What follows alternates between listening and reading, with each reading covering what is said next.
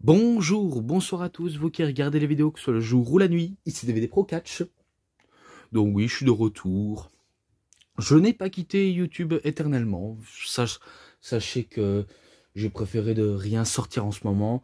Et aussi, un coffret qui m'a donné du fil à retordre. Oui. Donc pour ça, je vais aller directement droit au but. Je vais vous montrer le coffret que j'ai actuellement. Donc WWE24 WrestleMania Monday. Donc c'est du côté de Raw.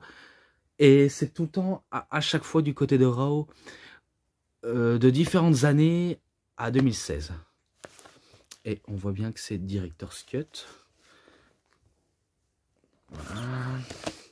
On voit l'image de Enzo et Big Cass, il dure 6h03.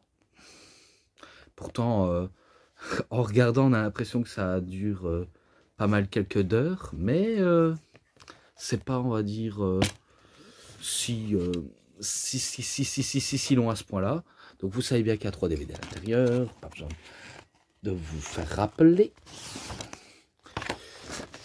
Et là, on voit la victoire de AJ Styles lors du lendemain de WrestleMania 32 en 2016. Le lendemain, donc on voit bien que c'est du côté de Raw. Au moins vous suivez. Alors tout d'abord, le premier DVD, c'est le documentaire. Donc New Year's Day, donc un nouveau jour de nouvelle année. Et qu'ils vont tous nous présenter quelques superstars qui seront présents. Je me rappelle, vous savez bien qu'on voit à l'image tout d'abord, oh là là, putain. Oh là là. AJ Styles, Enzo Amore, Big Cass, Apollo Crews, Miz et Maryse et Cesaro. Et d'autres, hein, bien sûr d'autres, qui vont raconter toute leur histoire. Voilà, de leur grand, on va dire, retour ou quelque chose comme ça. Donc Mania, After Mania Begin. Donc après Mania, ça commence. Talking over the show. Donc on parle avant l'ouverture du show. Je me rappelle qu'il y avait, allez, Maryse qui faisait des photos avec les fans. AJ qui venait d'arriver dans les vestiaires. Enzo Amore et Big Cass qui préparent leur petit speech lorsqu'ils seront face au Dudley. Même si on sait que c'est près de la rampe d'entrée. Il y a qui encore, il y avait qui, Apollo Crews. Oui, Apollo Crews, lui qui venait d'arriver et que il était en train de préparer son match et qu'on va nous voir dans les coulisses, même dans l'arène même où il n'y a personne. On voyait les officiels, on avait vu William Regal, Triple H peut-être, et d'autres officiels. Mais c'est plus William Regal qui guidait Apollo Crews de comment il doit gérer son match. Voilà, toutes ces choses à savoir. Most important day of the year. Donc les trucs les plus importants de cette année. Je me rappelle plus, mais peut-être que tout ça s'est passé voilà, à teaser les catcheurs sur catcheurs. Ou alors peut-être Miz et Maryse, ou un retour inattendu de la part de Cesaro, quelque chose comme ça. Please Bride Michael. Même du côté du commentaire, car Michael Cole et JBL, on voit que ils se côtoient comme de bons collègues, car ils se prennent pas la tête à faire des commentaires qui sont auto-scriptés, parce que oui, leurs commentaires aussi sont tout scriptés, parce qu'aucun commentateur fait, on va dire, un commentaire non scripté. Non, c'est 100% scripté, leurs commentaires. C'est pour ça qu'à chaque fois que McMahon veut avoir tout le contrôle sur tout, il va avoir le contrôle sur les catcheurs, sur les caméras, sur les rampes d'entrée, sur les feux d'artifice, sur les projecteurs, et même sur les commentateurs, les annonceurs.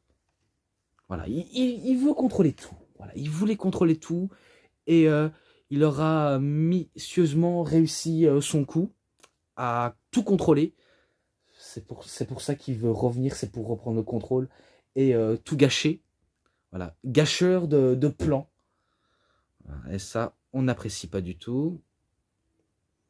Miss et Mrs, donc Miss et Maryse, qui seront plus tard, pardon, avec ce même nom, ben, une série télé-réalité, où ils montrent leurs deux filles, et la famille du Miss, la famille de Maryse. Je me rappelle où il y avait des petits censures, comme quoi on aurait eu un bout de sein de Maryse qui avait été censuré, ou encore quand le Miss se baladait tout nu, il se faisait aussi censurer. Pas à cette époque, hein, quand il a lancé sa série, hein. Mais pas à cette époque en 2016, hein. Non, c'était entre 2020 et 2021, je crois. Ouais, The Arrival of Apollo Crews. Ouais, donc l'arrivée d'Apollo Crews. On sait bien que c'est un catcheur de chez NXT. Et d'ailleurs, il n'est pas le seul à vouloir faire ses débuts officiels, vu comme on sait bien qu'à WrestleMania 32, c'est Baron Corbin qui remporte la bataille royale. Mais sauf que lui, il n'apparaît pas lors d'un épisode de Raw. Et que là, Apollo Crews, malgré qu'il n'avait pas encore de gimmick propre à lui, eh ben, il se démerdait vraiment pas mal. C'est vrai que on le dit jamais assez et que voilà, on ne répétera sans doute jamais ou alors on ne prête pas attention. C'est vrai que Apollo Crews, il est quand même bon sur le ring. Bon, certes, c'est pas non plus un des meilleurs techniciens ever, c'est pas non plus un des meilleurs voltigeurs, c'est pas non plus un des meilleurs bagarreurs et puissants. Mais il se débrouille quand même pas mal. Mais après, son seul défaut, c'est qu'il n'avait pas une gimmick unique. Il n'avait pas de gimmick unique. Il y avait une gimmick d'un type qui sourit. Bon, certes, il est musclé, mais il sourit. Il sourit, pardon. Et qu'il est comme ça, en train de saluer tout le monde, en train de montrer sa musculature. Voilà. Donc, un type sans charisme. Et ça me rappelle quelqu'un, ça. Ça me rappelle vraiment quelqu'un. Bon. No Better Way to Debut. Là, il nous raconte la plupart des débuts. Je me rappelle le début de Neville lors d'un épisode de Raw le lendemain de WrestleMania 31. Paige lors de l'épisode de Raw du lendemain de WrestleMania 30. En 2014, bien sûr, parce que WrestleMania 31, c'est en 2015. Il y avait qui encore qui avait fait ses débuts? Bon, après, il y avait tout le monde. Hein. Il y avait vraiment tout le monde. Mais là, ils ont mis un peu la totale. On sait bien que Maryse était de retour. L'apparition de Enzo et Big Cass, vu comment ils ont quitté NXT. Et ce que je ne savais pas à propos de Enzo Amore, c'est il s'était déguisé. Allez, vous voyez l'entrée de Triple H à WrestleMania 32? Eh ben, en personne qui porte des costumes avec des têtes de mort, eh ben, Enzo Amore en faisait partie du tas. Des tas de l'eau, des mecs qui s'étaient déguisés avec la ceinture. Putain, j'arrive plus à articuler correctement, mais c'est pas grave. In the Club, donc c'est sûr, le retour de Luke Gallows, mais aussi, surtout, les débuts officiels de Karl Anderson.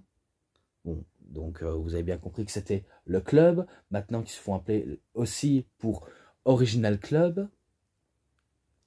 Transformation of the Superman, donc la transformation physique et massive du Superman suisse. Ouais, donc il était apparu en costume à la James Bond, même si pendant son retour, il n'avait pas encore les lumières qui s'éteignent, son enseigne Cesaro qui faisait effet James Bond, surtout sa silhouette, donc il n'avait pas encore ça. Et après, avec les semaines, eh ben, il aura sa fameuse entrée à la James Bond.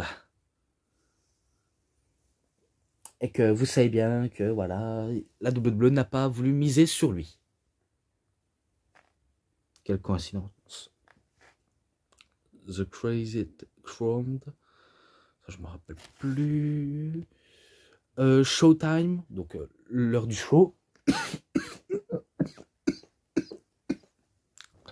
Ouais, ce que j'avais peut-être oublié, c'est que des fois, ils font des répétitions et qui montent des fois à la caméra pour que ça peut tourner dans le DVD ou dans une image d'archive. Donc des fois on nous montre comment c'est, on va dire, amener le spectacle.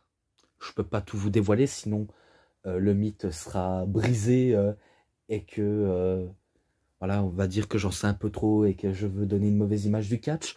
Là ne veut pas que je veux faire donner des mauvaises images à propos du catch. C'est pour vous montrer, des fois il y a des petites répétitions comme les promos, des petits bagarres, etc. Mais après il y en a des faces et des heels qui ne se rencontrent pas avant le show. Donc comme quoi c'est pour ça qu'ils ont mis en place le kayfabe. Et je sais que peut-être vous voyez pas ça d'un bon oeil, ou alors peut-être que vous voulez pas me croire et que vous dites ouais je le défends parce que je sais, j'essaie de trouver une excuse, j'essaie de trouver une explication, ou que j'essaie de me réprimander. Non, c'est pas ça. Donc ce n'est pas du tout ça ce que je voulais dire. Ensuite, Dream Come the Truth, donc les rêves et la réalité. Je pense que ça parle à propos de Zack Ryder, c'est quand il a remporté le titre intercontinental. Et d'ailleurs, son règne, il va durer que un jour, un seul jour. Oui.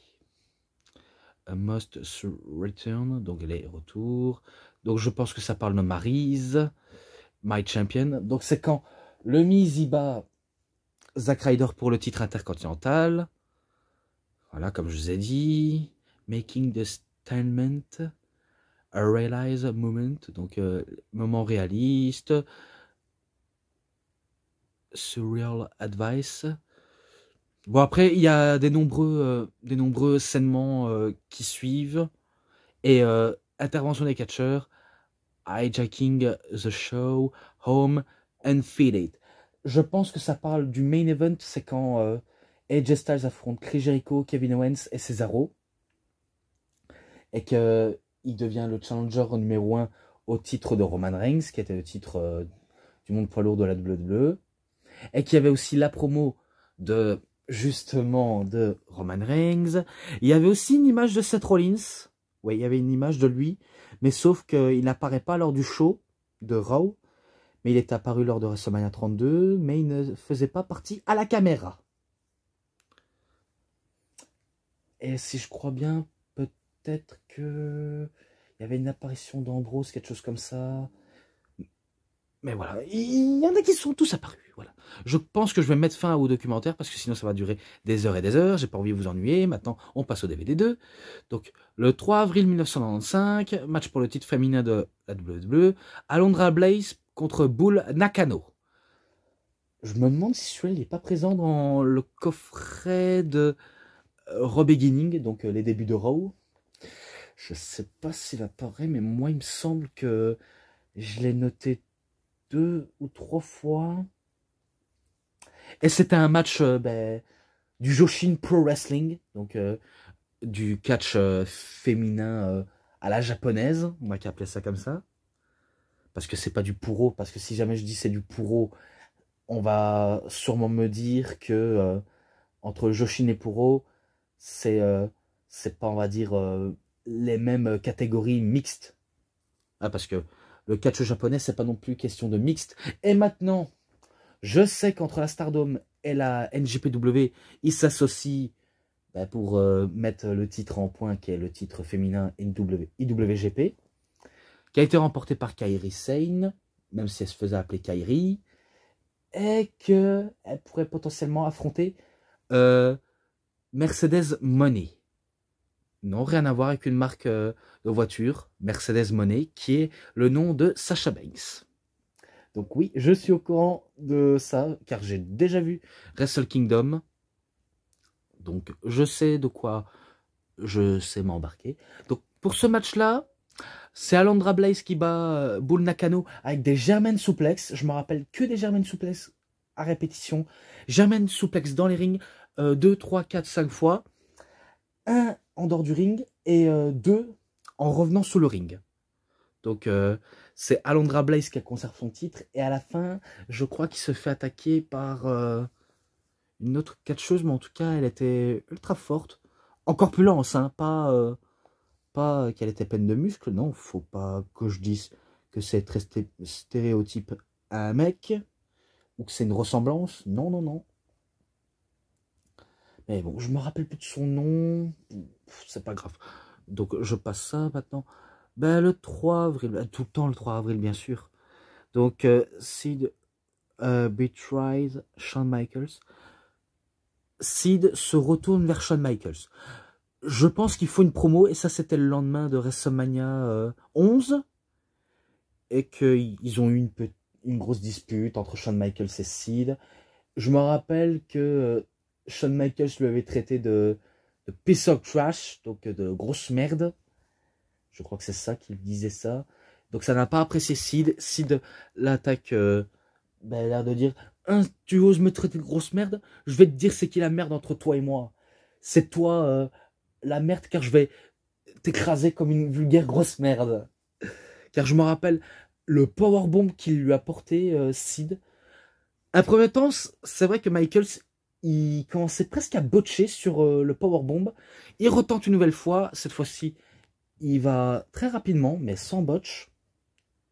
Et après, ben, la suivante, ben, encore plus fort et plus vite. C'est là où ça va causer ben, l'apparition de Kevin Nash, qui est Big Daddy Cool Diesel, plus court Diesel, qui vient à la rescousse de son ancien meilleur ami, ancien patron, parce que oui, c'est Shawn Michaels qui a embauché Diesel pour être son garde du corps.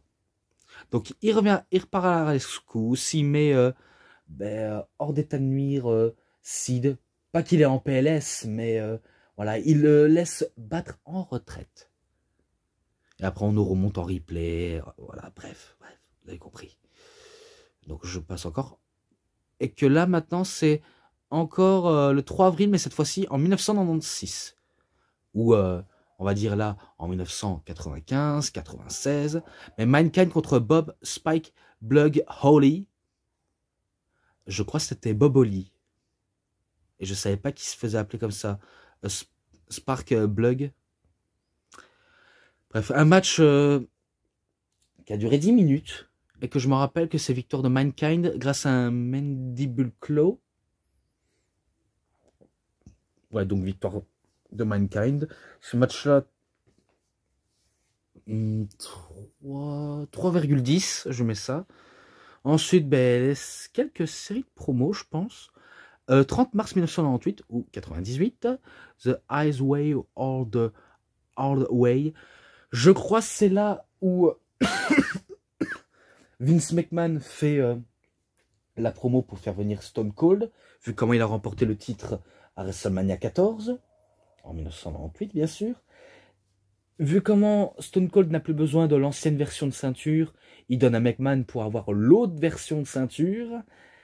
Et après, ben, il dit que des belles paroles, voilà, chick et chack, et il en profite pour lui faire un stunner. Bref, c'est du Stone Cold dans le texte, je n'ai pas besoin d'en dire plus sur ça, et je passe, voilà. 30 mars, ouais, c'est encore un 30 mars. Le retour d'X-Pac, et qui rejoint la DX, vu comment lui, il avait quitté la WCW, alors qu'il se faisait appeler Six à la WCW. Eh bien, il revient sous le nom de X-Pac, et après, on sait bien qu'il va peut-être encore repartir, oui. C'est des sacrés girouettes, les catcheurs, je ne les comprendrai jamais. Pourquoi ils viennent, ils quittent, ils viennent, ils quittent. Je les comprendrai jamais. Peut-être que c'est à cause propos d'argent ou embrouille. Bref, toutes les conneries que j'ai peut-être pas envie de dire, parce que sinon ça fera... Bref, les explications que j'ai pas envie trop d'expliquer, parce que toutes mes paroles, ça vous ferait dormir debout. Mais bon, il était de retour, voilà, il a fait des segments avec la DX, se quitte, et voilà, on repart pour les délires dans le temps. Je continue, le 3 avril 2000, voilà, pour le titre européen, Eddie Guerrero contre Chris Jericho, il est présent dans le coffret d'Eddie, dans Viva la Raza, l'héritage d'Eddie Guerrero, et que le match et la note globale, je me rappelle plus, mais je sais que tout d'abord, ben, Eddie Guerrero, il fait une promo où il s'adresse à Mamacita, donc China, et qu'il dit lorsqu'il aura remporté le titre européen, il va revenir en Espagne pour rendre heureux sa tante et son oncle qui vivent là-bas, même si on sait qu'il dit ça, c'est pour, voilà, pour être un lover, quoi.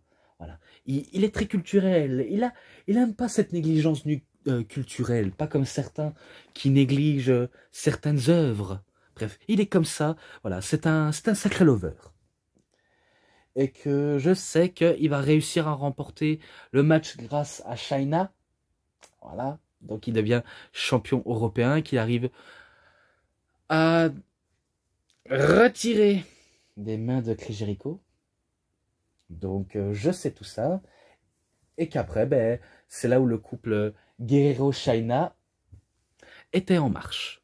Donc la plupart c'était de WrestleMania 14. Par contre, il n'y a pas le saignement de WrestleMania 15. Mais bon, on va dire, on laisse ça de côté. Mais pour 2000, il l'est. Et là, ça en 2002. Donc le 18 mars 2002, Hulk Hogan betrays NWO. Je crois que c'était là où il commençait à blâmer NWO. Ouais, je crois que c'est ça. Et qu'il faisait une promo et qu'il a eu une énorme ovation du public. Et qu'après, il est rejoint par le Rock. Et bien sûr, Hogan et Rock, ils vont vanner Nash et Hall. Par exemple, il va vanner Kevin Nash par rapport à son ancien theme song de musique d'entrée, le fameux camion qui klaxonne en plein milieu de la route. Ou encore de son surnom, vu comment on sait que Kevin Nash faisait appeler Big Sexy, et ben lui, je crois qu'il l'appelle Big Bitch, je pense. Je me rappelle plus ce qu'il a dit, mais je sais bien qu'il avait dit quelque chose comme ça, Big Bitch. Même si je me trompe, c'est pas grave. Mais en tout cas, voilà, ils ont conclu voilà, leur petite promo. Et Hulk Hogan, il est redevenu comme à l'époque où la WWE perçait dans les années 80, un gentil du public, malgré son côté connard. Je vais pas m'en priver de ça. C'est vrai qu'il a un côté connard, mais on peut pas nier qu'il a été bon sous le côté gentil. Comme il a été bon dans un côté méchant. Et entre Guerrero et Jericho, je mets en description, voilà, pour rappel.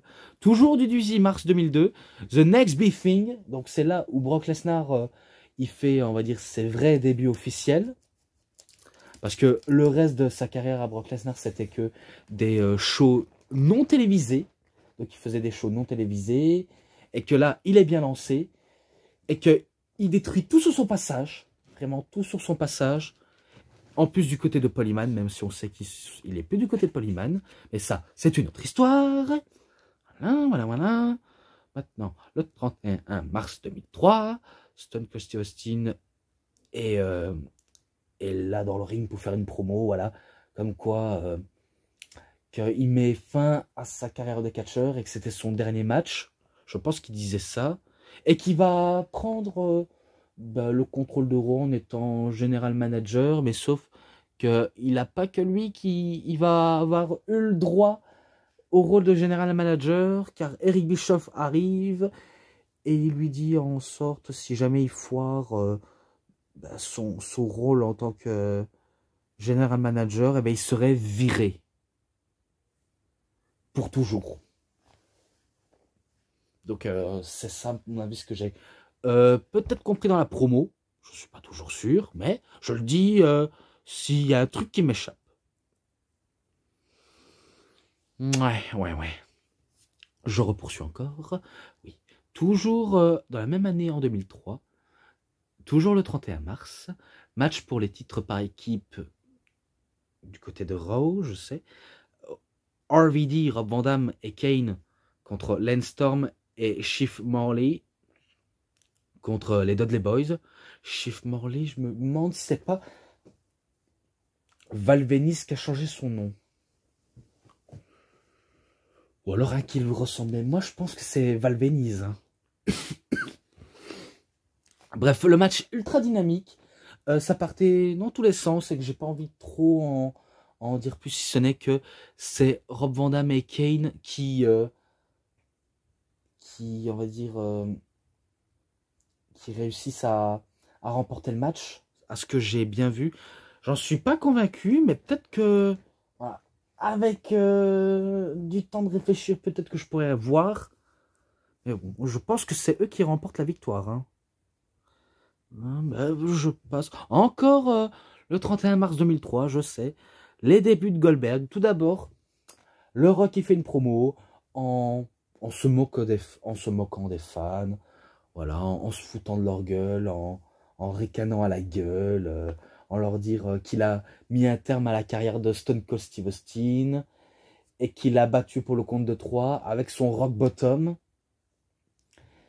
et que il en a fini avec Steve Austin, mais par contre il va pas avoir fini quand il va avoir Goldberg qui va arriver. Donc c'est là où Goldberg il fait ses débuts officiels à la WWE, retourne dans le monde du catch et début chez WWE. Eh ben il arrive, il fait une promo et il dit à The Rock qui sera le prochain avant de lui balancer un énorme spear. Voilà, donc ça signe bien le retour incroyable de Goldberg. Je poursuis à nouveau. Match pour le titre intercontinental. Le 4 avril 2005. Oh là là là là, je ne sais pas qui était champion, mais c'était entre Shelton Benjamin contre Chris Jericho contre Christian.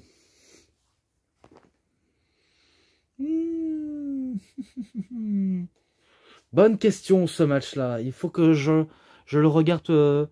Pareil pour celui-là. Hein. Pareil pour celui-là car je m'en rappelle vraiment pas. Enfin ouais, je m'en rappelle vraiment pas. Et c'était en 2005 et pas en 2004.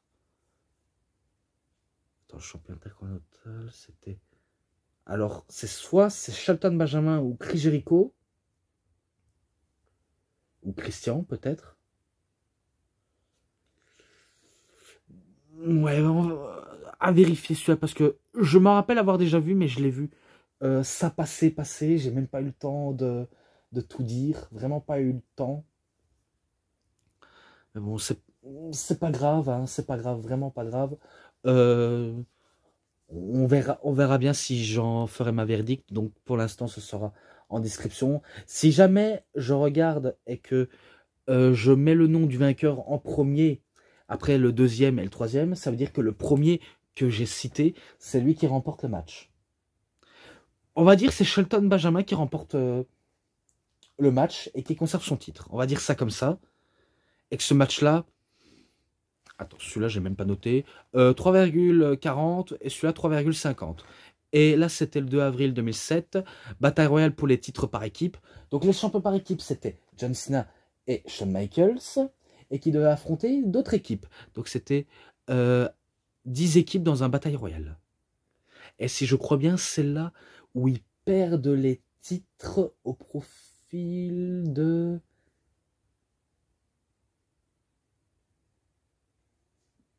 Je sais pas si c'était où il y avait Lance Cade, Trevor Murdoch et les Hardy Boys. Je me demande si c'est pas là. Il faut que je regarde pour en être sûr, mais moi il me semble que c'est eux qui remportent la bataille royale pour devenir champion du monde par équipe. Et si c'est le cas, ben, je lui mets 3,60. Voilà, pour en être bien sûr, pour éviter que je dise des conneries. Voilà, ben, je repasse, voilà, pour éviter que ce soit trop gênant. Le 31 mars 2008, la retraite de Ric Flair. Oui, la réelle retraite à la WWE. Donc celui-là, il est présent dans le coffret Definitive Collection de Ric Flair. J'ai déjà cité tout ce qu'il y avait. Et qu'on sait bien que le pauvre n'a fait que pleurer. Parce que oui, Ric Flair, il a fait que pleurer dans ce scènement. Tellement qu'il était ému. Et je sais pas ce qu'ils avaient la WWE. Mais on dirait qu'ils ont réalisé une fête spéciale. Comme si Ric Flair... on sait bien qu'il est à la retraite. Mais comme si il allait très vite quitter ce monde. J'ai l'impression que c'est ça. On va te faire profiter des beaux moments, on va te faire voilà, plaisir, on va te faire Voilà, on va te faire passer des moments incroyables avant que tu nous quittes. Alors que c'est totalement inutile, car Ric Flair, il est toujours encore en vie. Comme quoi, il a le cœur vraiment solide. Hein. Je souhaite pas son malheur. Hein. Je souhaite qu'il continue encore à vivre du fait que il n'a pas, on va dire, la moutarde qui lui montonnait, quoi. Parce que en ce temps-ci, il devient ultra vénère. Hein. Il parle de tout et de rien. Il, euh, il se lâche sur tout et n'importe quoi. Il comprend pas comment, comment ça se tourne ainsi, quoi. Bref, il perd une partie de la raison, mais il est toujours aussi chaud. Parce qu'il est toujours aussi chaud patate. Voilà, donc c'était pour la retraite de Ric Flair que j'ai déjà détaillé. Voilà, je passe encore. Le 6 avril 2009, un Lumberjack match pour devenir champion unifié par équipe entre Miz et Morrison contre Carlito et Primo, Colonne. Oh là là, je crois que c'était Morrison et le Miz qui étaient champions par équipe et qui veulent, on va dire, les conserver. Je crois que c'est ça. Mais sauf que les frères Colonne ont un petit peu, on va dire, voilà, une petite place importante pour devenir champion par équipe. Pas éternellement, mais c'était ça ou alors c'était séparation d'office, car je sais que c'est cette année, en 2009, que Carlito, il trahit son frère pour se lancer en solo. Et Primo, ben lui, il aura du mal à démarquer de son frère. Hein. Mais si je crois bien, c'est victoire de Carlito et de Primo. Donc c'est eux qui remportent les titres unifiés par équipe. Ce match-là, je lui mets un 3,5. Je mets un 3,5. Ensuite, vous connaissez le 4 avril 2011, le Rock Challenge John Cena WrestleMania 28, donc en 2012. Et qu'ils se font tous les deux des trash talk. Donc c'est une partie de ping-pong entre John Cena et The Rock, parce qu'il faut dire, quand c'est une partie de ping-pong et quand ça part en trash talk, ben c'est dû à toi, à moi. Et que je me rappelle qu'ils se font interrompre par la Nexus et que à eux deux, donc Cena et Rock, ben, ils font la différence, ils détruisent les membres de la Nexus. Et après ça, ben, ils concluent par un poignet de main. Et qu'il est présent dans Once in a Lifetime. Voilà. Ensuite, le 2 avril, le retour de Brock Lesnar en 2012. Donc tout commence avec John Cena qui fait une promo, qui dit qu'il avait du mal à digérer sa défaite face à The Rock lors de WrestleMania 28. Et qu'il n'a pas non plus le moral dans les chaussettes, John Cena, faut dire. Que la défaite lui a amèrement coupé l'herbe sous le pied. Pourtant, c'est pas une défaite qui a impacté sa carrière. Hein. C'est pas non plus une défaite que tu le vis très très très mal. Je pense qu'il surjoue parfaitement bien.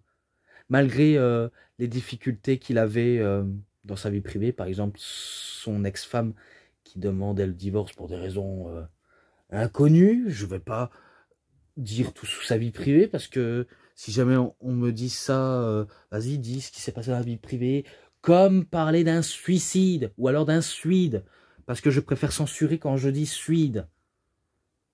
Voilà, je préfère pas en parler. Même si je sais qu'il y en a qui parlent, mais il faut être débile. Je dis ça, je dis rien. Donc, John Cena s'attendait que ce soit le Rock qui le vient en personne pour lui serrer la main.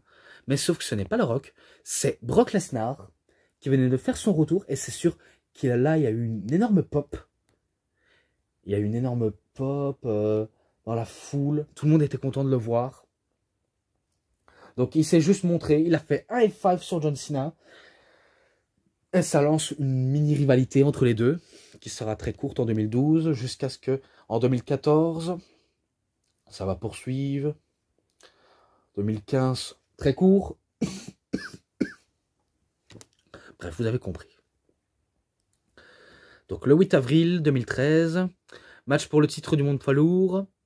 Alberto Del Rio contre Dolph Ziggler. Tout d'abord, si je crois bien, Dolph Ziggler, il se débarrasse de Jack Swagger.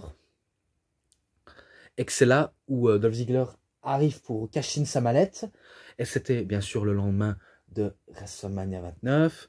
Vu comment ce que j'avais oublié, ça c'était le lendemain du WrestleMania 27. Là, le lendemain de WrestleMania 25. Ils n'ont pas mis le lendemain de WrestleMania 26, je ne comprends pas du tout. Le lendemain de WrestleMania 24. Là, de WrestleMania 23. De WrestleMania 21. WrestleMania 19.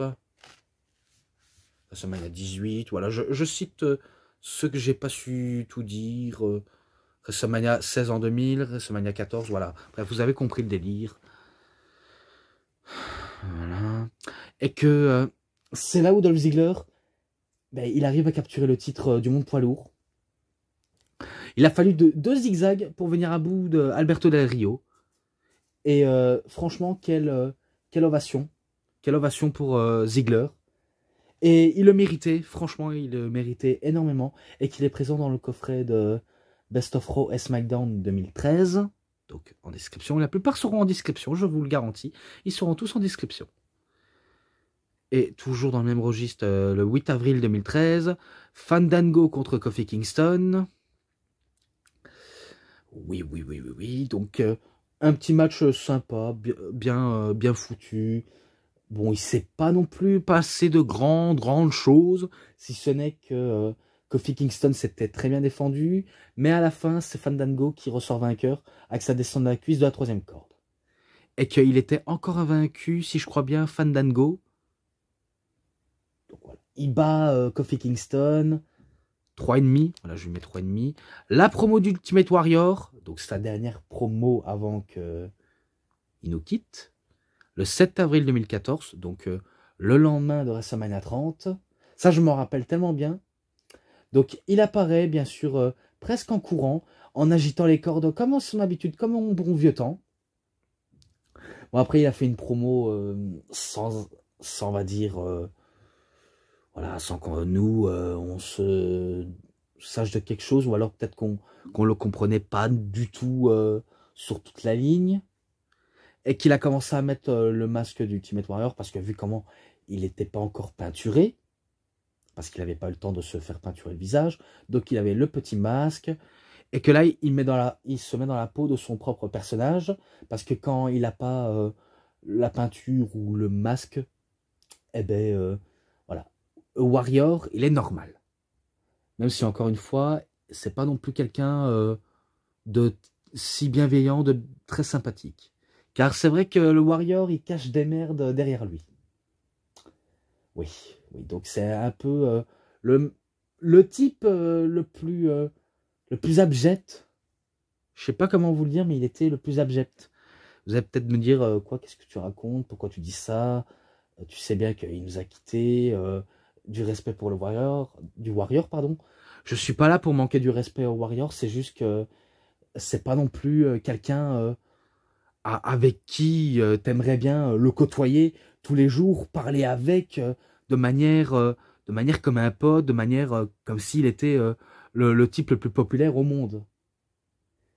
Car il a des nombreux défauts et des nombreux poubelles derrière lui. Et attendez, parce que j'ai l'impression que mon chien est agité, donc ça veut dire qu'il a entendu un bruit. Donc on se rejoint à tout de suite. Donc je repoursuis. J'ai été au Warrior. Oui, j'ai dit que le Warrior n'était pas non plus quelqu'un de bien, quoi. Car on sait qu'il a des nombreux poubelles derrière lui. Et quand je parle de poubelles, ben, c'est plus des déchets auxquels il a laissé derrière lui et qu'il le rattrape toujours. Comme on sait qu'il est homophobe, il est un peu raciste, il n'aime pas les handicapés, il n'aime pas les noirs. Bref, c'est vraiment quelqu'un de dégueulasse. Car, voilà, certes, on peut apprécier son personnage, on peut apprécier, bien sûr, peut-être sa musculature pour ceux qui sont fans du muscle, mais on va pas se le cacher, le Warrior, c'est pas non plus le catcheur le plus... le plus, on va dire, le plus remarquable, techniquement parlant, sous le ring. Car faut dire, c'est pas non plus... son in-ring n'est pas excellent. Son in-ring n'est pas excellent, je vous le dis direct. Il n'est pas excellent, son in-ring. Ouais, je dis ça, c'est parce que, voilà... Warrior était quand même ultra, on va dire, ultra limité. Il était ultra limité sur le ring, comme il n'avait pas de limite en dehors du ring. Et qu'on sait que le principe du Warrior Awards, c'est pour donner de la force à ceux qui ont combattu leur maladie. C'est vrai que j'avais dit que c'était un beau geste de la part de la WWE ou peut-être de la famille Warriors. Mais d'un autre côté, je me suis dit, pour quelqu'un qui n'aime pas les handicapés et les pauvres, les noirs, les homosexuels, est-ce que vous voulez en dire? C'est un peu du foutage de gueule et ça sentait le business. Car le business, on sait bien que c'est un côté malsain. Parce qu'en fait, j'ai vu les anciens chroniques de Norbert Feuillant dans la chaîne Cecil Catch qui nous explique justement le cas du Warrior. Certes, le Warrior, il nous a impressionnés par son physique et son personnage et le charisme qu'il a imposé dans le ring. Mais comme il dit, c'était un catcheur de merde parce que son in-ring était mauvais et que c'était aussi une mauvaise personne. Donc une personne horrible qui irritait les gens. Un peu à l'image aussi de Fabulous Moolah, mais sauf que Fabulous Moolah, c'est euh, différent entre elle et le Warrior. Donc c'est très très différent. Mais bon, je me rappelle dans sa promo, il disait que peut-être qu'il vivra à tout jamais. Il vivra à tout jamais dans le cœur des fans. Et que c'est là où on apprend qu'il est mort d'une crise cardiaque. Qu'il est mort d'une crise cardiaque. Et lors de l'autre lendemain de Raw, eh ben, ils font un show hommage au Warrior. Vous imaginez ça? Quelqu'un qu'on le voit vivant à la télévision, qui meurt au moment où il était prêt à retourner chez lui. Vous croyez que c'est pas un peu trop rapide tout ça? Car moi, j'avais l'impression de me dire, c'est quand même bizarre, il est mort prématurément alors qu'on l'a vu lors d'un épisode de Raw. Hein. Et je sais qu'il y a des coffrets sur Ultimate Warrior que je n'ai pas, comme les 2 coffrets de Randy Savage. Donc, si jamais tu me poserais cette question, WWE Réseau Souvenir, sache que je sais tout. Et par contre, concernant DVD Wrestling Collection, qui a changé de pseudonyme, je crois qu'il se faisait appeler... je sais plus comment ça s'appelle, mais peut-être que je vais trouver. Je sais qu'à la fin, c'est Ogawa, pour Naniwa Ogawa, le catcheur NJPW. J'ai demandé à Cédric de encore un commandé. Donc oui, le DVD de AJ Styles. Donc si jamais tu m'entendrais et que tu tomberais sous cette vidéo, sache que je l'ai demandé. Je l'ai demandé et que peut-être que je pourrais l'avoir d'ici peu si la livraison est très rapide. Et que je te le prouverai que c'est bien moi qui l'ai ordonné à le faire à ma place, mais que je le remercie. De toute façon, je vous remercie tous les deux. Franchement, je vous remercie vraiment à tous les deux. Maintenant, le 7 avril 2014, donc, comme j'ai dit, le match qui figure dans le coffret de Best of Raw et SmackDown 2014, enfin, je disais, mais je veux dire, le match qui figure dedans, et que vous savez bien que c'est un match très court et que c'est victoire de Paige, car elle remporte le titre des Divas, ce match-là en description, là maintenant en 2015, le 30 mars, Daniel Bryan contre Dolph Ziggler pour le titre intercontinental qui était en jeu. Match vraiment pas mal, rien d'autre à dire, si ce n'est que c'est pas, on va dire, voilà, c'est pas non plus du haut niveau, mais c'est du haut niveau, on va dire tout court, parce que c'est vrai que les gars, ils n'ont pas le temps, franchement, ils n'ont vraiment pas le temps. En même temps, c'est la post-production et la direction qui demandent maintenant, faites match de 10 minutes ou 15 minutes pour avoir plus de temps d'antenne. Ouais, parce que moi aussi, j'ai déjà vu le 30e épisode de Raw, et espérons, oui, je vous le dis, espérons que le mardi, donc le 31, il y aura le Royal Rumble. Je suis impatient de voir ce qui va se dérouler dans le Rumble. Et que je vais le voir en direct. Il y en a qui réagiront sur AB1 ou AB Explore, mais moi je regarde sur AB Explore. Et que peut-être je vous avertis si vous êtes intéressé. Donc voilà quoi. Bon, sinon, celui qui remporte le match, ben, c'est Daniel Bryan par un running knee. Et si je crois bien, il se fait attaquer par Wade Barrett qui attaque Daniel Bryan et Dolph Ziggler. C'est là où Sheamus il fait son retour avec sa nouvelle coupe. Bref, sa nouvelle coupe qui ne l'allait pas du tout. Vraiment, ça ne lui allait pas du tout. Et que il n'y avait pas encore les chants You Look Stupid quand il est arrivé. Tout ce que je sais, tout ce que je sais, non, tout ce que je sais, c'est que Sheamus il fait chasser Wade Barrett du ring, ou Bad News Barrett, on peut l'appeler comme on veut. Et au moment où il le chasse, eh ben, il fait un bro kick sur Daniel Bryan et il s'occupe du cas de Dolph Ziggler qui l'attaquait vicieusement. Et c'est là où il y avait les premiers chants You look stupid. Donc, t'as l'air stupide avec ta nouvelle coupe. Et après, ben, il commence une promo et qu'à la fin, il termine avec Fala, mes potes. Voilà, rien de spécial. Ce match-là, 3,40. Un match qui est présent dans le DVD de Hustle, Loyalty and Respect de John Cena. Donc c'est toujours dans le même chiffre d'année. Et le mois, pour le titre des États-Unis, John Cena contre Dean Ambrose. Donc c'est un open challenge, oui, un défi ouvert, que le champion a ordonné à quiconque de quelqu'un de assez courageux de venir l'affronter. Et finalement, celui qui a été courageux de l'affronter, c'était Dean Ambrose. Voilà, les deux nous livrent un bon bataille épique sur le ring. Il y en a qui veulent voir Ambrose devenir champion des États-Unis, mais sauf qu'on va pas déconner, John Cena, à peine qu'il vient de remporter, il va pas perdre facilement son titre, alors que, voilà, il est champion, il va pas perdre facilement, car ce serait le règne le plus court et le plus pourri de sa carrière. Donc pour ça, ben, il nous livre une bonne performance face à Dean Ambrose, et il bat Dean Ambrose avec le Attitude Adjustment pour la victoire. Et à la fin, ben, les deux, ils se serrent la main. Ce match en description parce que je l'ai déjà noté. Le 4 avril 2016, pour le titre intercontinental, le Miz contre Zack Ryder. Tout d'abord, Zack Ryder, il fait une promo envers la foule, comme quoi il est content de devenir champion intercontinental, lui qui était destiné à ne pas remporter le titre.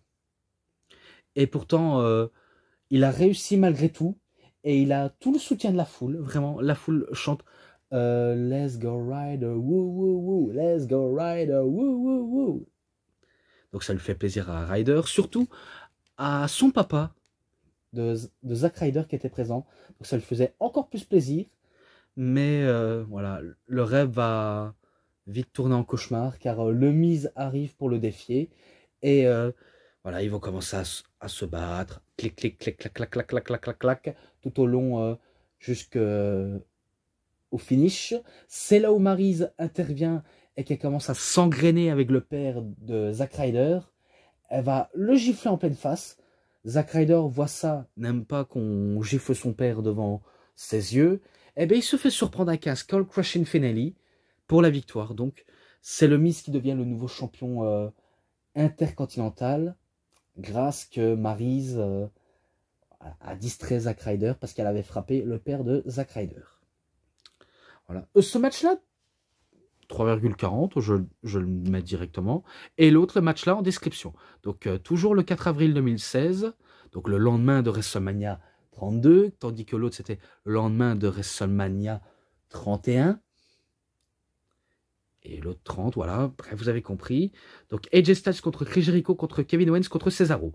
Donc, comme j'ai dit, il est présent. C'est pour avoir un match pour être le numéro 1 au titre du monde poids lourd de la WWE, de titre de Roman Reigns. Excusez-moi si ça floute. Donc, je suppose que vous connaissez le résultat. C'est là où Cesaro il fait son retour surprise et qu'après il s'occupe du cas de Kevin Owens, il s'occupe du cas de Chris Jericho.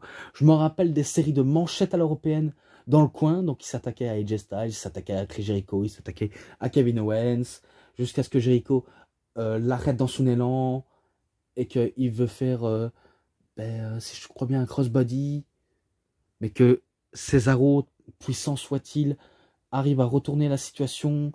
Il faisait aussi que des Cesaro swing ou encore des manchettes portales à voler. Il y avait pop-pop powerbomb de Kevin Owens sur AJ Styles, des codebreakers sur AJ Styles, mais que AJ Styles résistant, il se dégage des finishers. Et c'est là où Chris Jericho voulait retenter The Walls of Jericho, mais ça ne va pas avoir aucun effet. AJ donne un coup de pied à l'abdomen de Jericho pour faire le Styles Clash pour la victoire. Donc c'est la victoire de AJ Styles et ce match-là en description. Donc voilà, tout est dit. Voilà, donc l'image prouve bien la preuve que c'est lui qui remporte le match. Et j'en ai terminé. Donc voilà, j'ai tout détaillé sur WWE 24 Monday WrestleMania, quoi. Donc le lundi de WrestleMania, le lendemain. Pour éviter que je dise beaucoup de bêtises. Mais voilà, vous avez au moins compris ce que je voulais dire. Pour ce qui est des matchs, enfin le documentaire, les matchs, les segments promo et l'ensemble. Ouais. 4,60. Je mets 4,60 pour ça. Et je mets fin à cette review, tout simplement. Donc c'était DVD Pro Catch. J'espère que ça vous aura énormément bien plu. Et si cette vidéo vous a plu, vous savez ce qu'il vous reste à faire. Likez la vidéo, commentez, partagez, abonnez-vous à ma chaîne, cliquez sur la petite cloche pour avoir plus de notifications des prochaines vidéos. Et moi je vous dis bonne journée, bonne soirée à tous. Au revoir tout le monde pour une prochaine vidéo. A plus à tous les fans de catch. Allez, bye bye tout le monde.